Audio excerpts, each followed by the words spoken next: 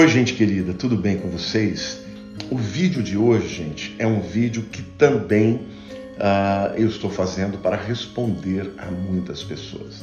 As pessoas me perguntam, Pastor Lamartine, é possível que a gente possa abrir portas para que demônios entrem na nossa casa e venham trazer opressões? É totalmente possível, queridos. Totalmente possível. É importante que vocês entendam que os espíritos malignos, eles precisam de legalidade. Para eles conseguirem, alguma autoridade, algum espaço na tua vida, é necessário que você dê a eles essa legalidade e esta importância, e mesmo sem saber. Porque eu não acredito que muita gente em sã consciência abriria portas para demônios na sua vida. Mas eu quero, através aqui da palavra de Deus, eu quero dizer para vocês que hoje eu vou falar de 3 portas pelas quais os demônios podem entrar na sua casa ou na sua família. Bom, a primeira das portas, gente, é aquela legalidade geracional, tá? Ou a legalidade que acontece através das famílias. Você sabe que pais que geram seus filhos, eles são não somente responsáveis por eles, mas também são tutores espirituais, da sua casa. O chefe da casa, a chefe da casa, eles têm autoridade, espiritual sobre os seus filhos e sobre, muitas vezes, a sua descendência também. Então, se os antepassados abriram portas para que demônios entrem, se a pessoa que está sofrendo aquela opressão, ela entender, descobrir isso, ela precisa fechar a porta e quebrar esse princípio de legalidade. Eu vou ler para vocês, para respaldar na Bíblia, lá em Deuteronômio capítulo 18, a partir do versículo 9, e eu vou explicar aqui para vocês. O livro de Deuteronômio foi o último livro que Moisés escreveu, ele já está no final da vida, e ele ali está dando algumas orientações finais a respeito de como lidar com Deus, principalmente quando o povo entrasse na terra prometida. Então ele diz assim, a partir do versículo 9: Quando entrares na terra que o Senhor teu Deus te der, não aprenderás a fazer conforme as abominações daqueles povos, tá? Não essas práticas que os povos cananeus faziam, Deus está dizendo, não façam em hipótese alguma. Não se achará entre ti quem faça passar pelo fogo o seu filho ou a sua filha, nem adivinhador, nem prognosticador, nem agoreiro, nem encantador, nem necromante, nem mágico, nem quem consulte os mortos. Pois todo aquele que faz tal coisa é abominação ao Senhor. E por estas abominações o Senhor teu Deus os lança de diante de ti. Ou seja, Deus está dizendo, olha, estas práticas que eles fazem, vocês não façam em hipótese alguma, porque se fizerem, vocês vão perder a minha proteção. E aqui ele cita várias práticas, Passar o filho pelo fogo, A gente sabe que os adoradores de Baal e de Moloque, eles ofereciam os seus filhos e queimavam os seus filhos, Aí ele fala, adivinhador, prognosticador, agoureiro, ou seja, aquele indivíduo que usava de práticas até com agoureiro, aqui a palavra é nahash, que é cobra, Eles usavam serpentes para fazer, os seus feitiços. Feiticeiro, encantador, e aí fala de necromante, tá? Necromante é quem consulta os mortos, nem mágico, mas a palavra que nem quem consulta os mortos não é a melhor tradução, Ov. Aqui no hebraico é pessoa que tem um espírito familiar e o consulta. Então, no versículo 11 de Deuteronômio 18, nós vemos claramente nas Escrituras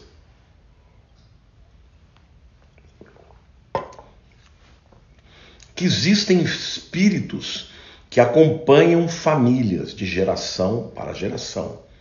Não é um indivíduo que morreu e que faz parte da família. Não, são espíritos familiares, espíritos que acompanham as famílias, demônios literalmente que acompanham as famílias, trazendo maldições, abrindo porta para demônios, por conta de ações que foram feitas por antepassados, né?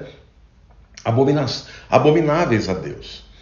Então, meus queridos, a primeira porta que eu quero dizer para você, às vezes você está se convertendo agora, às vezes você veio, né, de uma família que teve muito envolvimento com o ocultismo, com a consulta de mortos. Essas práticas que são reprováveis por Deus abrem porta para espíritos malignos acompanharem as gerações. Então, muitas vezes a pessoa ela já se converteu, ela é cristã, mas ela ainda sente os efeitos desta opressão maligna na sua vida, na sua família, porque ela não sabe, mas esses espíritos familiares, esses demônios que acompanham gerações, eles continuam tendo liberdade para atuar. E a Bíblia fala claramente, né, que você tem que fechar a porta, né? Porque se um espírito, uma casa é limpa, Jesus fala, né? E ele volta e encontra a casa vazia, ele traz mais 7. É assim, o princípio da legalidade. Então a primeira porta são as portas espirituais. Se você praticou qualquer tipo de prática ocultista, né? Lendo livros, né?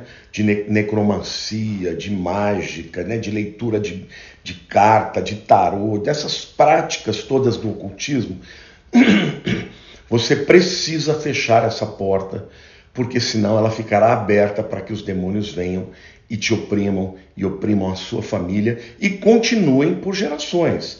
Porque se ele não for mandado embora, não é? Ele vai continuar. A Bíblia fala claramente que o valente, ele vem e ele expulsa aqueles que estão na casa e ele toma controle. Então, quando você aceita Jesus, ele vem para tomar o controle da tua vida, da tua casa, do teu trabalho, de tudo aquilo que diz respeito a você. Mas você tem que quebrar a legalidade. Quando for confessar os seus pecados, você se arrependa, faça uma oração pedindo perdão pelos pecados dos seus antepassados. Senhor, se eles abriram portas para demônios, eu não sei quais são as portas que foram abertas, mas eu renuncio todo e qualquer envolvimento com as trevas, com práticas ocultas do passado, porque na minha vida não tem legalidade. E aí você pode usar Gálatas 3,13, que diz: Jesus Cristo destruiu a maldição da lei, porque está escrito: maldito que for pendurado no madeiro. Gálatas 3,13 está dizendo que Jesus já quebrou a maldição, tá? Mas você tem que se apropriar disso, porque assim como Jesus levou sobre si as nossas enfermidades, mas nem todo mundo fica curado. Nós temos que, pela fé, nos apropriarmos daquilo que ele fez. Então, a primeira porta, meus queridos, não tenha dúvida, são envolvimentos espirituais que você tenha tido ou até mesmo alguém da sua família, tá bom? Se você souber, confessa, porque quando você confessa, a Bíblia diz: se confessarmos os nossos pecados, ele é fiel e justo para nos perdoar os pecados e nos purificar de toda injustiça. Aí é quebrada toda legalidade e o inimigo não tem mais poder sobre a sua vida.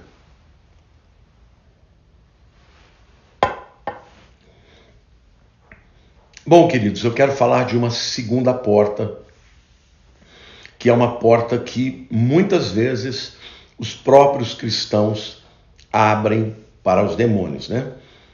Lá em Efésios capítulo 4, versículo 26, o apóstolo Paulo diz assim: irai-vos e não pequeis, não se ponha o sol sobre a vossa ira, e nem deis lugar ao diabo. Esse versículo está tudo ligado. Tem gente que lê e nunca se tocou que uma coisa está ligada à outra. Irai-vos e não pequeis.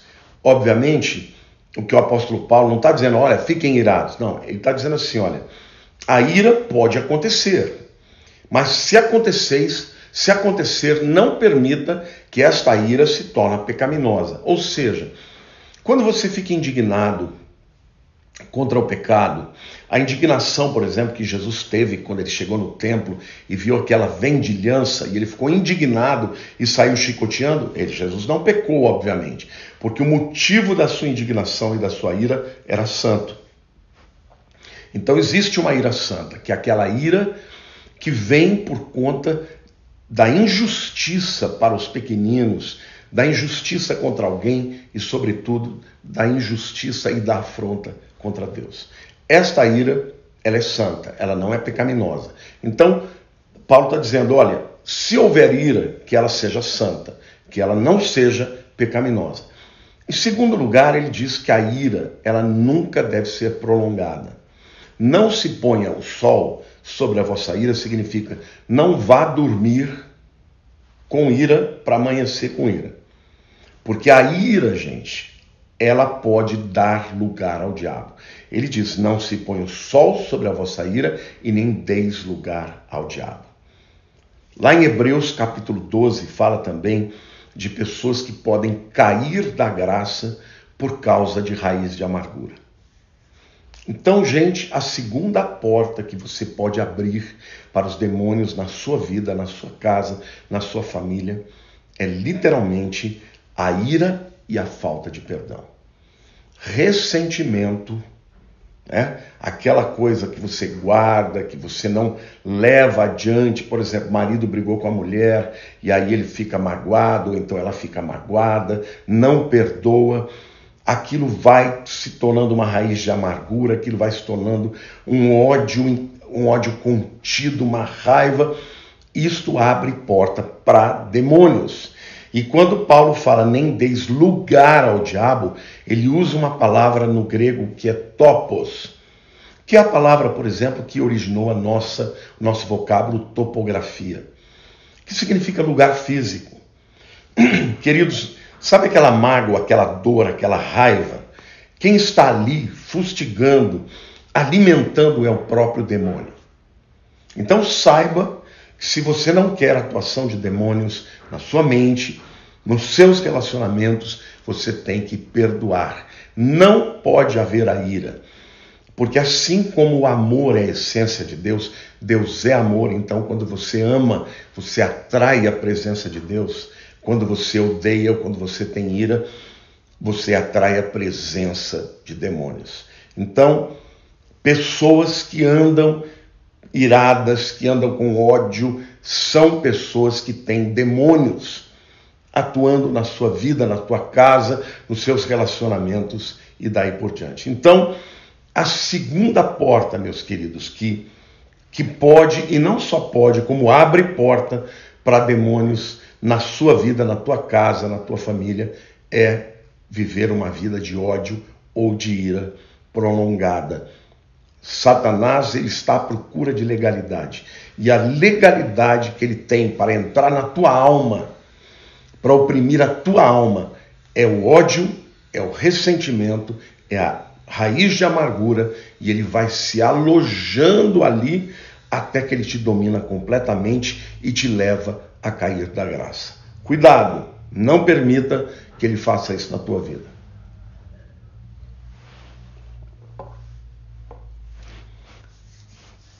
Bom, queridos, a terceira porta para a entrada de demônios na sua vida é algum objeto consagrado. Você sabe, queridos, que os objetos, eles podem ser consagrados para Deus ou para demônios. A palavra santificar significa separar com uso específico. Tá? Então, quando você santifica alguma coisa, você está dando um destino, um uso exclusivo para Deus.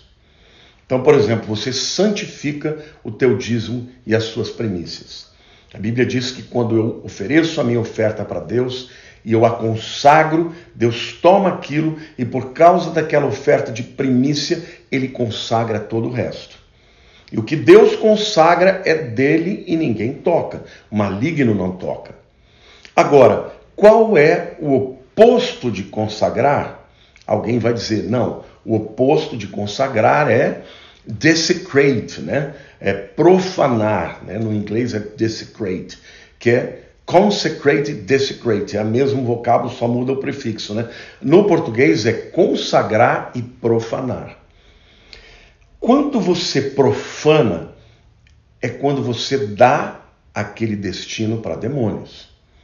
Existem muitos, mas muitos produtos que são consagrados já no nascedouro, na origem, né? Pessoas que acreditam que para ter prosperidade, que para ter dinheiro, elas devem consagrar aqueles objetos, aqueles produtos para demônios. E muitas vezes, quando a pessoa compra, ela não sabe, mas aquele objeto foi consagrado, não é?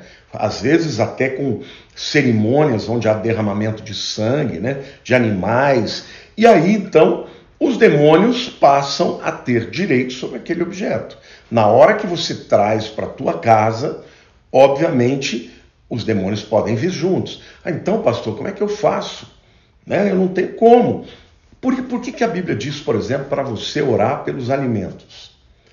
Por que você consagra? É para quebrar toda e qualquer consagração.